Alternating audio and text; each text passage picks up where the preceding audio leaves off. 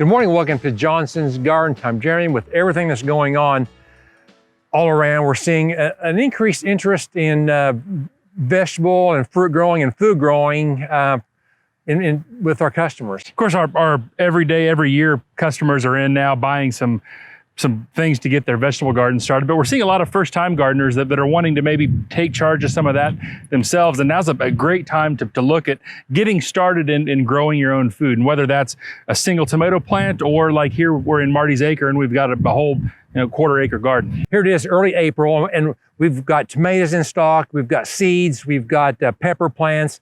The greenhouses are full, but what we're going to talk about today, we're not going to show planting, but we're going to talk about, I think, one of the most important parts of gardening, and that's preparing the soil and getting a good foundation for that, for your plants. Really, we're not going to have anything that's going to ensure success more than having a good, healthy soil. And that's whether you're in the ground or you're in a raised bed situation or even a container garden. Okay. Now, of course, if you ask someone who has the worst soil in town, they're going to say, well, I do. And whether it's sandy soil or clay soil, there's some things we can do, the same thing to enhance that soil in the way of our soil recipe. This is something that we've come up with over probably the past 20 years, and we call it Johnson's soil recipe. But what it is kind of what we've found are the best things to add to the soil to really ensure success. One of the things that I think is very unique to natural garden, which is the humic. It's a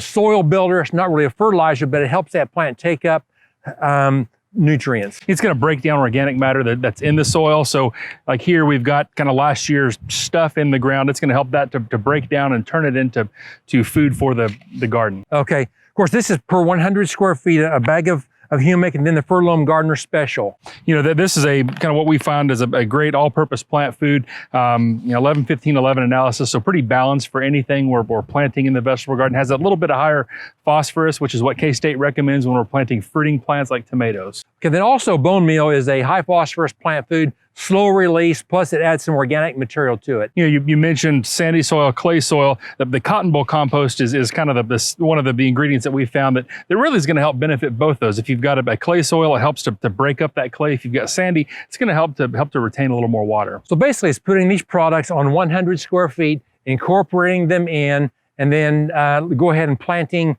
your vegetables at that time. That's right. We've got everything you need in store, whether it's trees, shrubs, nursery stock, vegetable plants, and seeds. Thanks for watching, and we'll see you next time.